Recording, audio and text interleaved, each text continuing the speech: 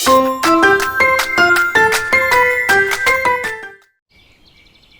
کا دن تھا۔ چھوٹو اور ڈھولو بہت خوش تھے۔ آج انہیں اسکول جو نہیں جانا تھا۔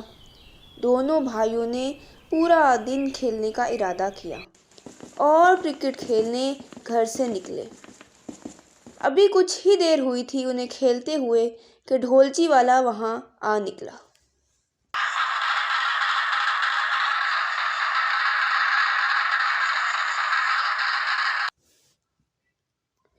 ڈھول کی آواز سن کر سارے گاؤں والے جمع ہو گئے۔ سب کے جمع ہوتے ہی ڈھولچی نے شاہی پیغام سنانا شروع کیا۔ سنو سنو سنو، شاہی پیغام سنو، راجا جی نے سنک گڑھ میں شجرکاری مہم کا آغاز کیا ہے۔ جو کوئی بھی سنک گڑھ میں ایک درخت لگائے گا اسے اس درخت کے بدلے 1 سونے کا سکہ ملے گا، یعنی 1 بیج بونے کے بدلے 1 سونے کا سکہ۔ سنک گڑھ والوں نے جب یہ اعلان سنا تو بہت خوش ہوئے اور سبھی نے شجرکاری مہم میں حصہ لینے کا ارادہ کیا۔ ڈھولو اور چھوٹو بھی بہت خوش ہوئے۔ ڈھولو دھیرے سے چھوٹو کے کان میں پھسپھسایا، ارے چھوٹو، ایک درخت لگانے سے اگر ہمیں 1 سونے کا سکہ ملے گا تو ہم اس سے کتنی ساری جلیبیاں اور املی خرید سکیں گے۔ ہم بھی اس مہم میں حصہ لیں گے، مزے ہی مزے ہوں گے۔ ڈھولو کی بات سن کر چھوٹو نے بھی بتیسی دکھائی۔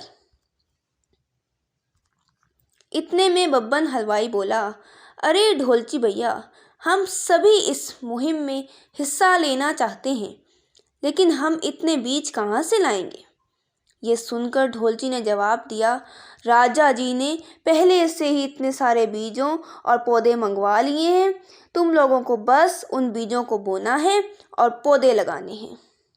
ڈھولچی کی باتیں سمجھ کر سبھی سنک گڑھ والے اپنے اپنے گھروں سے زمین کھودنے کے اوزار لینے چلے گئے۔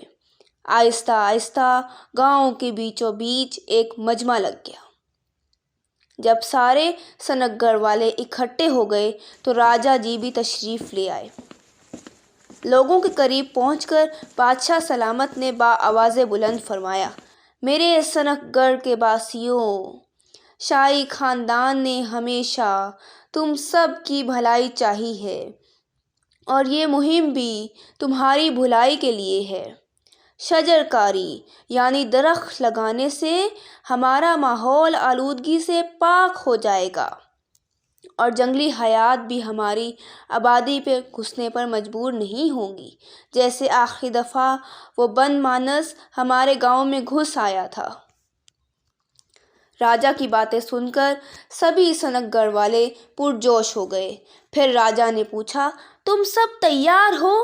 سارے سنک گڑھ والے ہم آواز بولے، جی راجا جی، ہم تیار ہیں، ہم تیار ہیں۔ شجرکاری مہم کا آغاز کیا گیا۔ چھوٹو اور ڈھولو ماسٹرنی کے ساتھ مل کر بیج بونے لگے۔ ببن حلوائی اور داروغہ سپاہیوں کے ساتھ مل کر زمین کھودنے لگے اور ددو سنک گڑھ والوں کے ساتھ مل کر لگائے ہوئے پودوں کو پانی دے رہے تھے۔ ایسے سب نے مل کر شام تک سارے پودے اور بیج لگا دیے۔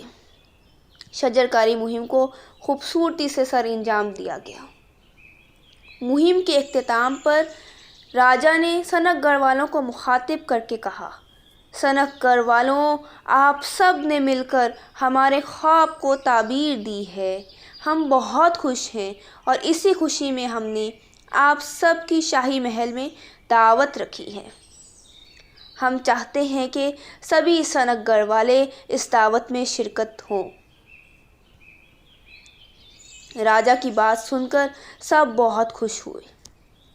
چھوٹو اور ڈھولو کی خوشی کا ٹھکانہ ہی نہ رہا۔ دعوت، وہ بھی راج محل کی! وہ تو ایسے موقعوں کے انتظار میں رہتے تھے۔ رات کو سبھی سنک گڑھ والے دعوت پہ جانے کے لیے تیار تھے۔ شاہی محل کا دروازہ ان کے پہنچتے ہی کھول دیا گیا۔ سب اندر داخل ہو گئے۔ راج محل کو رنگا رنگ روشنیوں سے سجایا گیا تھا، ہر شے سے نور جھلک رہا تھا۔ ڈھولو اور چھوٹو جاتے ساتھ ہی جلیبیوں اور املی کے اسٹال پر ٹوٹ پڑے اور کسی چیز کا ہوش ہی نہ رہا۔ سب مہمانوں نے مزے سے کھانا کھایا اور کھانا کھانے کے بعد قہوہ پیش کیا گیا۔ قہوہ پینا ہی تھا کہ سب مہمانوں کی طبیعت خراب ہونے لگی۔ سب لوگ درد سے بلک رہے تھے اور رو رہے تھے۔ چھوٹو اور ڈھولو بے خبر کھانے میں مصروف تھے کہ اچانک ایک بچہ اس اسٹال کے قریب گر گیا اور زمین پر تڑپنے لگا، جس پر ددو اور چھوٹو مرے اور ڈر گئے۔ ارے اسے کیا ہوا؟ ببلو تم ٹھیک تو ہو؟ کیا ہو گیا ہے تمہیں؟ چھوٹو بیٹھ کر اسے دیکھتے ہوئے بولا۔ ببلو کے منہ سے مشکل سے نکلا، ہائے میرا پیٹ۔ اتنے میں ددو بھی درد کے مارے گر گئے، جنہیں دیکھ کر چھوٹو اور ڈھولو بہت پریشان ہو گئے اور دوڑ کر ان کے پاس گئے۔ ددو آپ ٹھیک تو ہیں؟ یہ سب کیا ہو رہا ہے؟ کیا ہو گیا ہے سب کو؟ ددو نے درد سے چور آواز میں پوچھا۔ تم دونوں ٹھیک ہو؟ ڈھولو اور چھوٹو نے کہا، جی ددو ہم تو بالکل ٹھیک ہیں۔ داروغہ بھی ان کے پاس پہنچ گیا اور ددو سے پوچھا، لگتا ہے کھانے میں کوئی چیز زہریلی تھی اور شاید ہم تینوں نے وہ چیز نہیں کھائی۔ ددو نے پوچھا، تم نے کیا نہیں کھایا؟ جس پر چھوٹو اور ڈھولو بولے، ہم نے تو صرف خوب ساری جلیبیاں اور املیاں ہی کھائی تھیں۔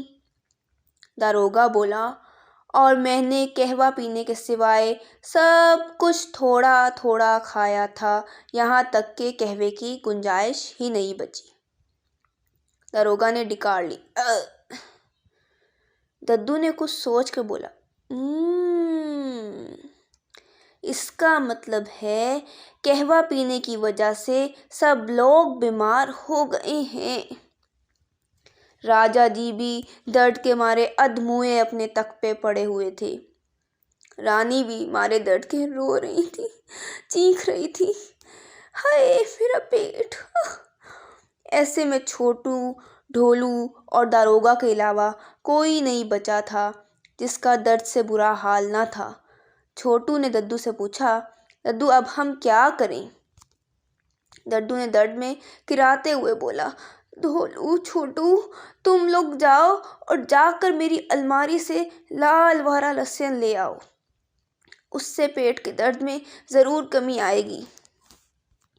ڈھولو، چھوٹو اور داروغہ جلدی سے ددو کا وہ رسین لے آئے۔ ددو کی ہدایت کے مطابق اسے پانی میں ملایا اور سب لوگوں کو پلا دیا۔ کچھ دیر کے بعد سب کی طبیعت سنبھلنے لگی، مگر درد پوری طرح سے نہیں گیا تھا۔ راجا جی نے ددو سے کہا، ددو آپ کا بہت شکریہ، آپ کی اور ڈھولو چھوٹو کی وجہ سے اب ہم بہتر محسوس کر رہے ہیں، لیکن ابھی بھی سب پوری طرح ٹھیک نہیں ہوئے۔ ددو نے کہا، جی راجا جی، مجھے لگتا ہے اس قہوے میں بہت سخت قسم کا زہر ملایا گیا ہے، اس وجہ سے میرا اتنا طاقتور رسین بھی اس کے سامنے کمزور پڑ گیا۔ ہمیں جلد از جلد اس کا تریاق ڈھونڈنا ہوگا، ورنہ نقصان زیادہ ہو سکتا ہے۔ ددو کی طبیعت خراب ہونے کی وجہ سے ددو نے یہ کام چھوٹو اور ڈھولو کو سونپ دیا۔ چھوٹو اور ڈھولو پہلے تو ہچکچائے، پھر سب کی صحت یابی کی خاطر مان گئے۔ ددو نے دونوں کو کہا، جاؤ چھوٹو اور ڈھولو، اب سب کی سلامتی تم دونوں کے ہاتھ میں ہے۔ تم دونوں کو ناگ رانی کے پاس جانا ہے اور ان سے اس زہر کا علاج پوچھنا ہے، اور ہاں اس قہوے کا کچھ حصہ بھی لیتے جاؤ۔ داروغہ تم بھی ان دونوں کے ساتھ جاؤ۔ رات گہری ہو چکی تھی۔ ڈھولو اور چھوٹو کا درد سے برا حال تھا، لیکن وہ چھوٹے چھوٹے قدم لے کر آگے بڑھ رہے تھے۔ داروغہ ان سے بھی زیادہ ڈر رہا تھا اور ان کے پیچھے پیچھے آہستہ آہستہ چل رہا تھا۔ جب اس کی ہمت نے جواب دے دیا تو وہ بہانے بنانے لگا اور وہیں رک گیا۔ ارے میرا بھی پیٹ دکھنے لگا ہے، تم دونوں مجھے کیسے سنبھالو گے؟ چھوٹو اور ڈھولو سمجھ گئے کہ داروغہ ڈر گیا ہے۔ انہوں نے اسے وہیں چھوڑ دیا اور آگے بڑھتے رہے۔ آخر کار وہ ناگ رانی کے تالاب تک پہنچ گئے۔ وہاں جا کر انہوں نے آواز لگائی، ناگ رانی، ہمیں ددو نے بھیجا ہے۔ ددو اور گاؤں والوں کی جان خطرے میں ہے، ہماری مدد کیجیے۔ کچھ دیر میں ناگ رانی حاضر ہوئی۔ ارے چھوٹو اور ڈھولو، تم دونوں یہاں؟ کیا ہوا؟ ددو کہاں ہے؟ چھوٹو اور ڈھولو نے ناگ رانی کو ساری کہانی بتا دی اور قہوہ بھی دکھایا۔ قہوہ دیکھ کر ناگ رانی نے اس پر کچھ منتر پڑھ کے پھونکے اور قہوے کا رنگ لال سے نیلا ہو گیا۔ ناگ رانی نے چھوٹو اور ڈھولو کو بتایا، اس قہوے میں کسی نے بہت سخت زہر ملایا ہے، جس کو اگر تھوڑی اور مقدار میں ڈالا جاتا یا اگر فوراً ددو کا رسین نہیں ملتا تو اسے پینے سے سب کی موت ہو جاتی۔ یہ سن کر ڈھولو اور چھوٹو بہت پریشان ہوئے۔ چھوٹو بولا، مگر ایسا کون کر سکتا ہے؟ اب ہم کیا کریں؟ کیسے سب کو بچائیں؟ ناگ رانی نے دونوں کو بتایا، جنگل میں ایک 200 سال بوڑھا نیلا سانپ رہتا ہے، اس کا زہر ہر زہر کی کاٹ ہے، اسی سے سب کو بچایا جا سکتا ہے۔ جس پہ چھوٹو کے منہ سے چیخ نکلی، کیا سانپ؟ لیکن ہم اس سے کیسے زہر لائیں گے؟ ناگ رانی مسکرائی اور بولی، ارے گھبراؤ نہیں، تم سنک گڑھ والوں نے آج جنگل والوں کا دل خوش کر دیا ہے۔ اتنے سارے درخت لگا کر وہ تمہاری مدد ضرور کریں گے۔ تمہیں بس ایک کام کرنا ہے کہ 4 نیم کے پتے برگد کے درخت کے نیچے رکھنے ہیں اور ان پتوں پہ ایک پیتل کا پیالہ رکھنا ہے۔ میں اس بوڑھے نیلے سانپ کو بتا دوں گی اور وہ اس میں کچھ زہر دے جائے گا جو پورے گاؤں کے لیے کافی ہو جائے گا۔ چھوٹو اور ڈھولو نے بالکل ویسے ہی کیا جیسے ناگ رانی نے بتایا تھا۔ انہوں نے 4 پتے نیم کے برگد کے درخت کے نیچے رکھے، اس پہ ایک پیتل کا پیالہ رکھ دیا اور خود ایک پیڑ کے پیچھے چھپ گئے۔ کچھ دیر بعد وہ نیلا سانپ نمودار ہوا اور اس نے اس پیتل کے پیالے میں زہر ڈال دیا اور خود ہی وہاں سے چلا گیا۔ چھوٹو نے بھاگ کر اس پیالے کو اٹھایا اور دونوں بھائی بھاگ کر راج محل آ گئے۔ ددو نے ڈھولو اور چھوٹو سے کہا، اس کو پانی میں ملا دو اور سب کو ایک ایک گھونٹ پلا دو۔ چنانچہ ایسا ہی کیا گیا۔ وہ سب نے پیا اور وہ پیتے ہی کچھ دیر کے بعد سب بالکل ٹھیک ہو گئے اور سب نے چھوٹو اور ڈھولو کے لیے تالیاں بجائیں۔ ایک بار پھر ڈھولو اور چھوٹو سنک پور کے ہیرو بن گئے۔ سب نے ان کی بہت تعریف کی۔ راجا جی نے دونوں کو پاس بلایا اور ان کی بہادری کی خوب داد دی اور ان کے اس کارنامے کے بدلے ان کو بہت سارے سونے کے سکے، جلیبیاں اور املی کی ٹوکریاں دیں۔ وہ دونوں بھی بہت خوش ہوئے۔ اتنے میں 2 سپاہی وہاں بھاگتے ہوئے آئے اور کہنے لگے، راجا جی، بنسی لال جیل میں نہیں ہے۔ راجا کو یقین ہو گیا یہ کام بنسی لال کا ہی ہے، بدلے کی آگ میں وہ اندھا ہو گیا تھا۔ بادشاہ نے سپاہیوں کو حکم دیا، جلد سے جلد بنسی لال کو پکڑ کر لے آؤ۔ 2 گھنٹے کے انتظار کے بعد بنسی لال کو ہتھکڑیوں میں راجا کے سامنے پیش کیا گیا۔ راجا جی نے بنسی لال سے پوچھا، بنسی لال، یہ گھناؤنا کام تمہارا ہے؟ جس پر بنسی لال اپنی مکروہ ہنسی ہنسنے لگا اور بولا، جی حضور، یہ کام میں نے ہی کیا ہے۔ پچھلے ہفتے آپ بیج منگوانے کے بارے میں وزیر سے بات کر رہے تھے تو میں نے سب سن لیا تھا۔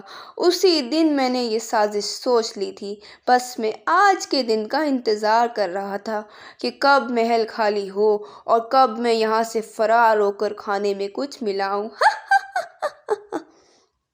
بادشاہ کو بنسی لال کی ڈٹائی اور ہٹ ڈرمی پہ بہت غصہ آیا اور انہوں نے سپاہیوں کو حکم دیا کہ وہ بنسی لال کی خوب خاطر کریں اور اسے کال کوٹری میں بند کر دیں۔ راجا نے ڈھولو اور چھوٹو کو پھر شاباشی دی اور سب لوگوں میں شجر کاری مہم کے سکے تقسیم کروائے۔ ایسے سب سنگ گھر والے بالکل صحت مند خوشی خوشی اپنے گھروں کو لوٹ گئے۔